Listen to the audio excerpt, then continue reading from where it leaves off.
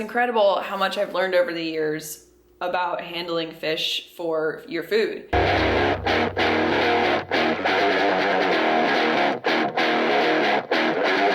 was nuts. That's on.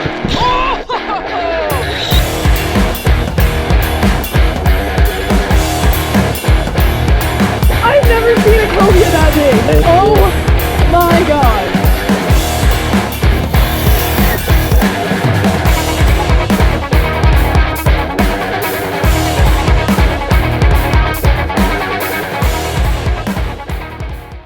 I posted on my Instagram like a couple days ago that I was really craving a juicy swordfish steak. That's what I'm gonna be making tonight for dinner, hopefully, if it comes out all right, because I'll be eating swordfish that's almost a whole year old, okay? So I have the bag right here, let me show you. Swordfish, it's in my trash, I already threw it in my trash, but sword, 5/27/20. Those are just pieces that I cut and cleaned up, but this is my VacMaster vacuum sealer bag, okay? This fish has been vacuum sealed with the vacuum sealer machine that I use for almost a whole year. So I rinsed it off, wiped it down with paper towels, cleaned up the pieces that I don't think look too good. It looks all right. Like, here's a little steak right here. It looks, you know, it doesn't look questionable. It's like, you know, slight, it's not fresh, you can tell. It's not like fresh caught last week. It doesn't look that, it really doesn't have any smell to it. Pretty nice still. There's no blood in them. They don't look all dark and gray. So I'm gonna go for it. I'm gonna try it and I'm gonna bake it. I don't have a grill right now. I'm gonna bake it in my oven and I'm gonna see how it goes. I'm gonna try it. I will eat it. I don't mind. I actually have eaten vacuum sealed tuna that's 2 years old. I've eaten it and it was pretty good. Vacuum sealing is real. I'm going to set these aside in my fridge and let them stay cool until I'm ready to start cooking them, but I just wanted to show you guys the bag and show you how I cleaned up the steaks before I started cooking them. We'll see. I'm really excited because I've been wanting steak for so long, or swordfish for so long, and we don't have any fresh swordfish right now, at least I don't here in Florida. I just put my camera down so I can have my hands free. So I got some Ziplocs here. So I'm not gonna marinate them this time. I did that though the last swordfish recipe I did. It was so good, but I don't think I have all the ingredients for that today, so I'm just gonna do something simple. Just keep it short and simple. And here they are in the Ziploc bag. I'm just gonna throw them in the fridge for a little bit. I just want to take a shower and change and get ready to start cooking, because I worked out this morning at the gym and I still haven't taken a shower. Yeah, that's how busy I am today. But it's okay, I'm gonna take a shower right now, it's fine. Feeling good, feeling nice and refreshed, and I'm ready to start cooking. I have my laptop right here. I'm following a simple recipe online.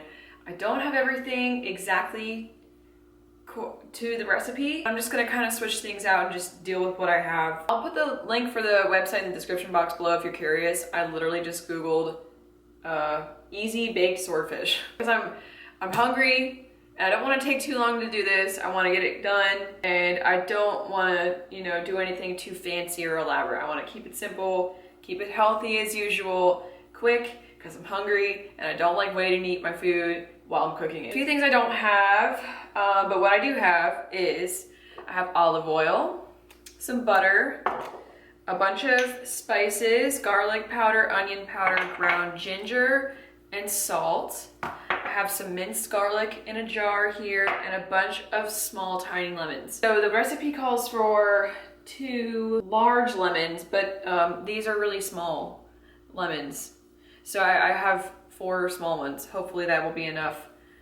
I'm sure we'll be fine. To start, we're gonna preheat the oven to 375.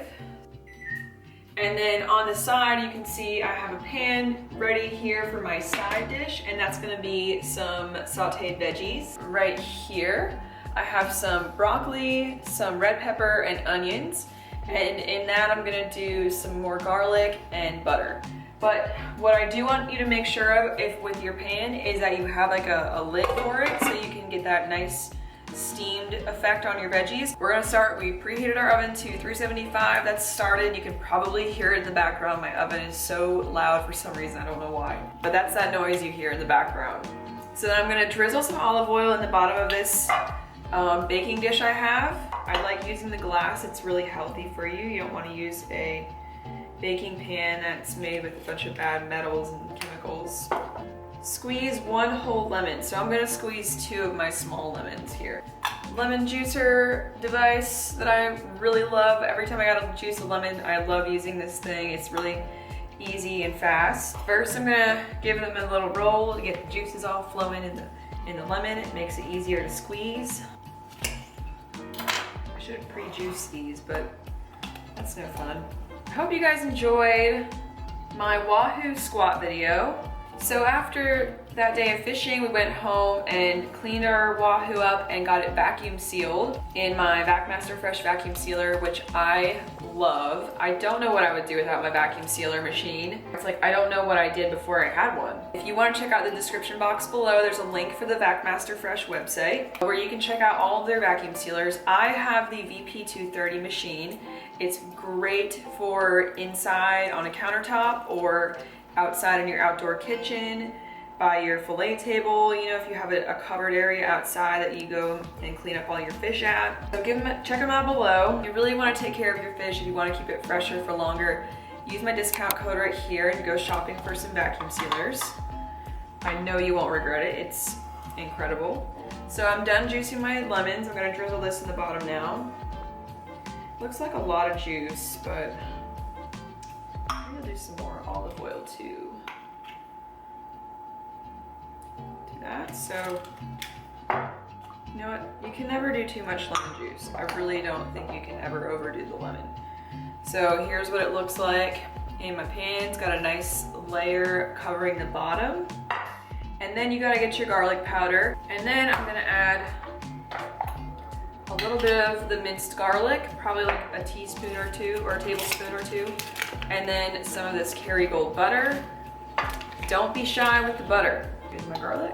That's a lot. So I have about a spoonful of garlic in there. Okay, and then let me go get the steak. Place the swordfish steak on top of the first layer of marinade.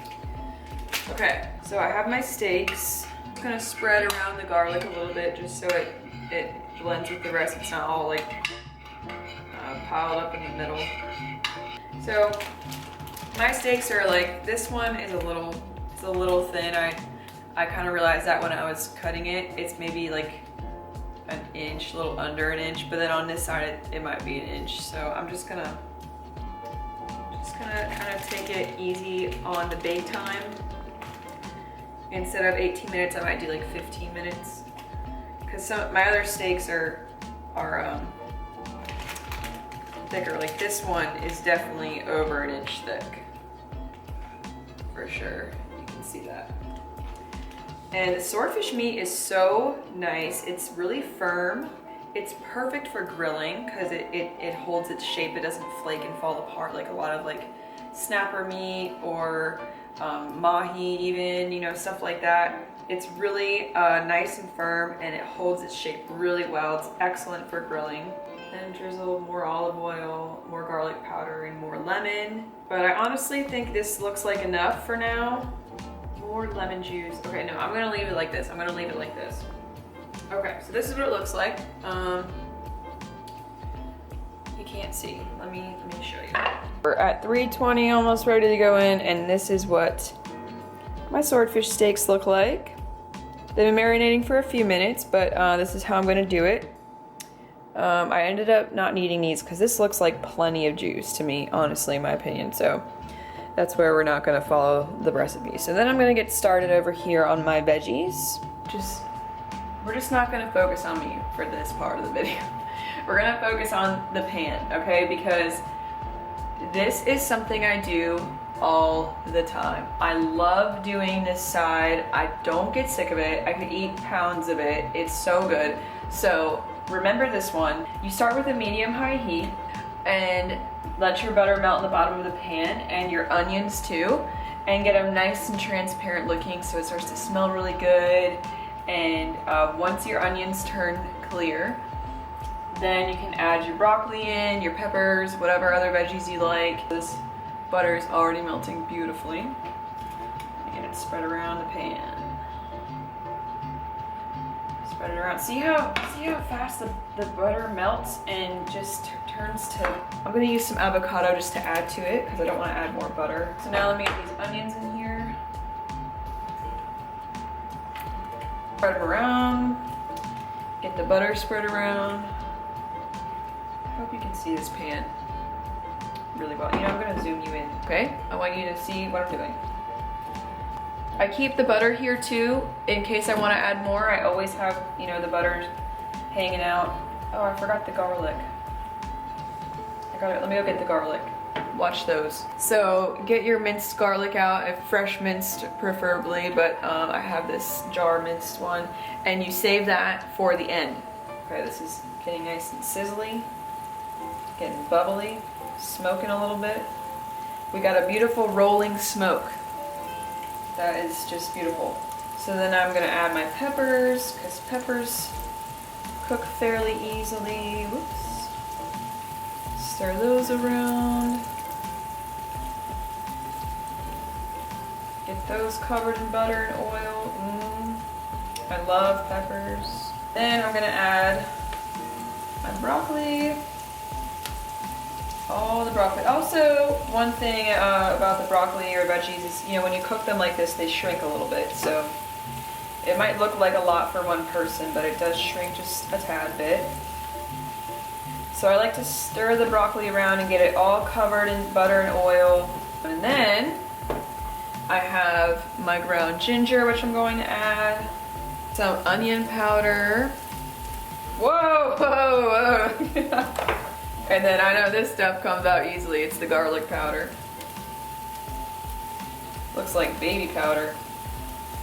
Okay, and then a little bit of salt. Not too much. And stir that around. Spread around evenly. I'm gonna put the top on it and let it sit for a couple minutes. Okay, so it's been sitting for a little bit, maybe just like a minute or two.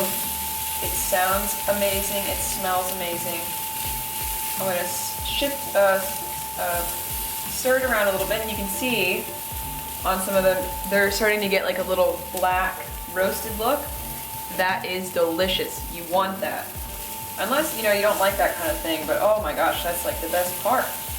It's so good when that happens. Put the lid back on for a little bit longer, get them steamed a little bit more. It out. So these have been in here for 15 minutes now. Let's see.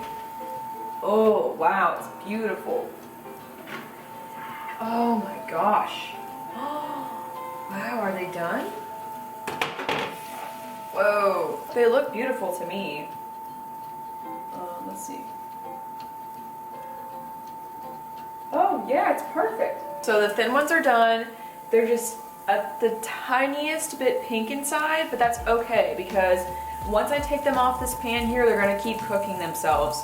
So that's gonna be perfect because you don't wanna overcook swordfish because it will get dry and no good. But I'm gonna leave that thicker one on because it's really pink inside. You know, it's probably not gonna cook all the way by itself like that. These veggies are, can you see them? No. We'll lower the heat down to medium and then put this back on and let them steam just a little bit more while I'm waiting on that swordfish steak. Okay, so can you see those? You can hear them sizzling. They have a nice black charcoal on them, little burnt look. Oh, it's so good. It smells delicious. I have the garlic right there. And here's my plate. Let's set it on the plate. And what's cool is I also have some leftover oil and butter on there from that piece. I'm just gonna dump the veggies right on it.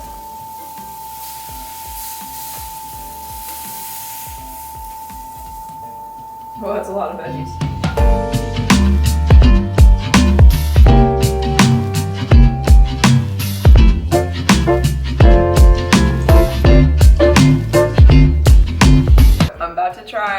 swordfish, this year-old swordfish. I'm gonna be honest, Because, you know, a year is a long time, okay? It looks good, smells good, it's okay. And, you know, I'll also follow up maybe and let you know if I got sick or not.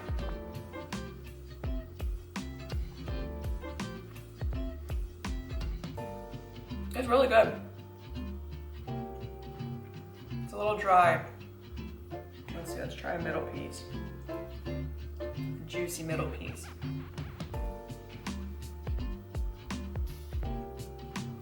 A little chewy and dry. Not bad though. Like I'm gonna eat it. I'm gonna eat the whole thing. I think I probably could have cooked it a little bit less. Would you eat swordfish that's been frozen for almost a year? Let me know. Am I disgusting? Is this normal? Is it okay? I don't know. Let me know what you think. I think it's fine. I'm totally cool with it. I think the vacuum sealer machine definitely saved the day on this, because if I had just Ziploc bagged it and left it with a bunch of air in it, it definitely wouldn't have been as good. I'm still eating the swordfish, it's good. I love it. I don't care if it's a year old. Going for a bite of veggies.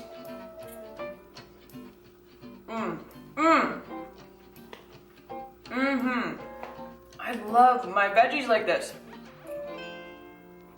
So good. I'm gonna finish my dinner off camera because you guys don't want to just sit here and watch me eat. I really enjoyed doing this recipe. It was super fast and easy and healthy, and it's delicious. I love it. So I had to jump back on the camera real quick because there's some other things I wanted to go over that I was just thinking about as I was eating. And also, I took the thicker piece of steak out of the oven and it was way better. I think the thicker, juicier, less overcooked steak was way better. Oh my gosh, it tasted so good. I was like, and I ended up eating more of that piece. So I have some of the dried out, thinner steak pieces left over. I was actually really full. I ate a lot of food there just now. Just wanted to say that real quick. And then also another side note is, I don't want y'all to think that we waste fish and leave it frozen in the freezer for years, but we don't. I just have maybe, you know, few pieces in there that are about the same age. But what's nice about it is that, you know, we can still eat it and we can still, you know, enjoy it a whole year afterwards. And yeah, so I don't want you all to think that we have a whole bunch of frozen meat in the freezer. We actually, over in Venice right now, I hardly have any fish. We've got some wahoo in there right now, maybe some, we've got a bunch of deer meat. Lewis actually made some backstrap the other day. It was delicious. I'm really glad to do an experiment like this, and what's really funny is that I just posted on my Instagram a picture of my swordfish steak that I just made, and I asked people, would you eat a 1-year-old fish out of the freezer? And it's really funny, the like feedback I'm getting right now. Let me show you. It's like 80-20 right now. So if you don't follow me on Instagram, you should. Here's my Instagram. And then let me go to my story here. So let's see. So right now we're at 31 votes for sure, why not? And we're at 12 votes for no way. So it's really interesting to me as, would you eat 1-year-old fish from the freezer? Leave your comment below. You know, what's the oldest fish you've ever eaten out of the freezer? Obviously not out of the fridge, because that'd be disgusting. Would you ever eat old fish out of the freezer? Would you do it? And would you do it if it was vacuum sealed properly and handled really well? That's another question. So there's a difference between Ziploc frozen fish with air and, you know, all that kind of blood in it and stuff, not handled very well, not cleaned properly, and then nicely clean fish that was handled very well, iced down from sea to the moment you bring it to your countertop. I've learned a lot about the proper way to, you know, not only once you gaff the fish and bring it into the boat, you don't want to slam the fish down on the boat and let it flip around and beat itself up, because that's just hurting the meat. It's better to not slam the fish down on the ground. Make sure it's killed as soon as possible so that it doesn't wear itself out, beat itself up. Even the difference between a fish that was spearfished, there is a difference between that meat and then also rod and reel fish. it's just amazing, like the adrenaline that goes through the fish's body and how it affects the way the meat is and stuff like that. And then cleaning the fish properly, making sure you're not letting the meat touch the dirty fillet table, or letting all that green gut juice get out and get all over your meat, or letting it sit out for too long, or even, I'm sorry, I missed a part. Once you bring the fish into the boat, get it iced down properly or bleed it out or whatever. Do what you gotta do to make sure that meat is gonna be good all the way home in the boat. It's a whole process, and it's incredible how much I've learned over the years about handling fish for your food. Very important. It's incredibly important. There is a difference between doing it the right way and doing it, you know, the half-assed way. So if you handle your meat well and you do everything the right way, even though it's tedious and it takes extra effort, you may be able to keep your fish longer and enjoy it for longer and not waste it, and you know, not have to go fishing as much.